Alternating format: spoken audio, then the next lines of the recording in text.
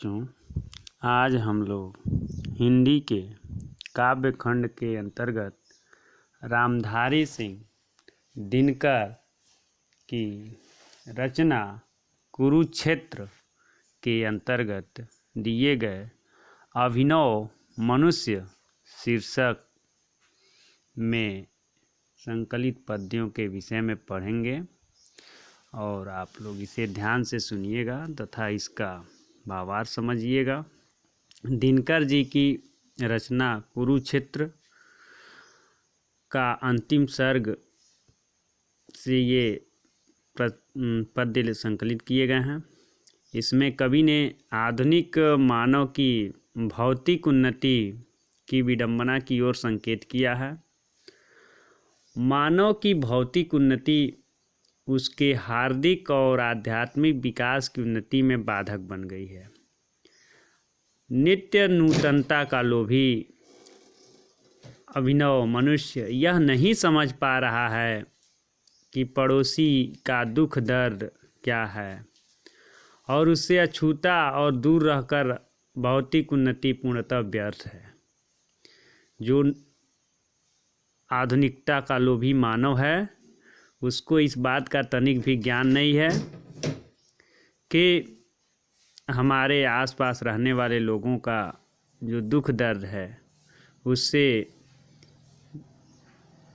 दूर रह करके हमारा ये भौतिक उन्नति व्यर्थ है। धरती पर रहना और धरती के मनुष्यों को आत्मीयता के घेरे में समेट लेना ही अभिनव मनुष्य की वास्तविक विजय यात्रा है। कहने का आशय ये है कि धरती पर सभी लोग रहते हैं और धरती पर रहने वाले सभी मानवों के अंदर आत्मीयता का भाव होना चाहिए, अपनत्व की भावना होनी चाहिए। यही भावना अभिनव मनुष्य की वास्तविक विजय यात्रा है, न कि भौतिक उन्नति में जो आदमी दिन प्रतिदिन उन्नति को प्राप्त कर रहा है और अपने अपनत्व की भावना को अपने हृदय से भूलता जा रहा है, ये वास्तविक विजय यात्रा नहीं है। इसी से संबंधित ये पद्य दिए गए हैं और इसे आप लोग बड़े ध्यान से सुनिएगा। एक एक पद्य हम लोग पढ़ेंगे। है बहुत बरसी धरित्री पर अमृत की धार, पर नहीं अब तक सुशीतल हो सका संसार। भोग लिप्सा आज भी लहरा रही उद्दाम, बह रही असहाय नर की भावना निष्काम। भीष्म हो अथवा युधिष्ठिर या कि हो भगवान, बुद्ध हो कि अशोक, गांधी हो कि यीशु महान।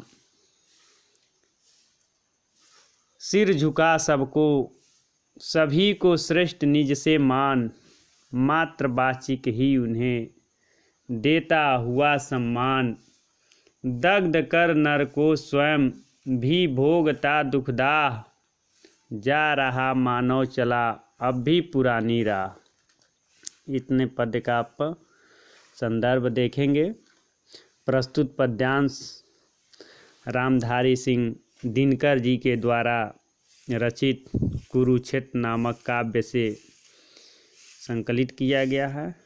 यह हमारे पाठ्य पुस्तक हिंदी के काव्य खंड में अभिनव मनुष्य नामक शीर्षक से उद्धृत है।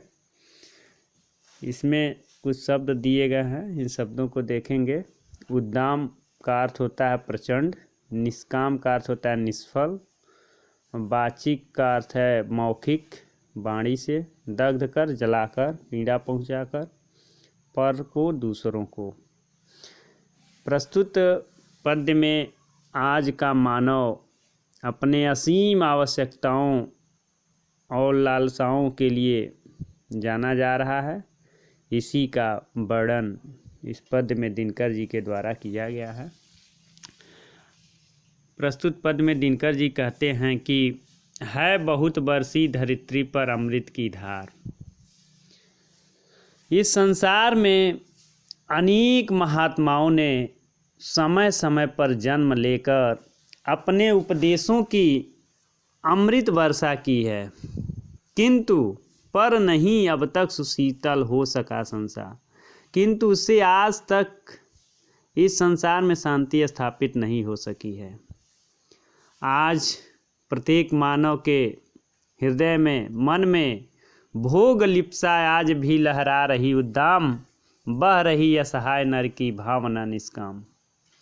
मनुष्य के हृदय में ईर्ष्या, द्वेष, छल, कपट, धोखा, घृणा की अग्नि निरंतर जल रही है और उन अवतारी महापुरुषों और ज्ञानी महात्माओं के अमृत वचन मनुष्य के हृदय में स्थित राग, द्वेष, भोग लिप्सा की जो प्रचंड अग्नि है उसको शीतल नहीं कर सका, अर्थात मनुष्य के अंदर भोग लिप्सा की भावना को दूर नहीं कर पाया। दिन प्रतिदिन भोग लिप्सा की भावना मानव के अंदर बढ़ती ही जा रही है।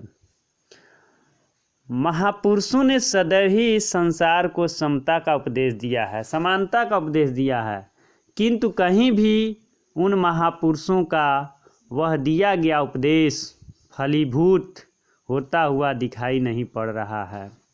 यहाँ सब जगह एक ओर तो धनी संपन्न, साधन संपन्न लोग निरंतर भोग विलास में डूबे हुए मिल रहे हैं, जिनको नए नए भोग को भोगने की लालसा निरंतर बलवती होती जा रही है, बढ़ती जा रही है। वहीं दूसरी ओर ऐसे असहाय लोग हैं, साधनहीन लोग हैं, विवश लोग हैं, जिनकी कोई भी कामना सफल नहीं हो रही है। जो भोग विलास तो बहुत दूर की बात है, उनको 2 वक्त की रोटी भी नसीब नहीं हो रही है। दिन रात जी तोड़ परिश्रम करने वाले लोगों के मनोरथ पूरे नहीं हो रहे हैं। इस प्रकार जो अवतारी सिद्ध ज्ञानी महापुरुष के द्वारा समानता, सहयोग, त्याग और सहानुभूति के अमृत सदृश उपदेश दिए गए, वह आज तक असफल ही रहे, सफल नहीं हो पाए। भीष्म हो अथवा युधिष्ठिर, या कि हो भगवान, बुद्ध हो कि अशोक, गांधी हो कि यीशु महान, इस पृथ्वी पर समय समय अनेक महापुरुषों ने जन्म लेकर अपने पवित्र आचरण बुद्धि के द्वारा लोगों को यह समझाया कि परोपकार, दया, अहिंसा, प्रेम, कर्मनिष्ठा ही श्रेष्ठ जीवन के मूल तत्व हैं। इन्हीं को स्वीकार करके जीवन को सार्थक बनाया जा सकता है। दृढ़ निश्चय के रूप में जाने जाने वाले भीष्म सत्य निष्ठ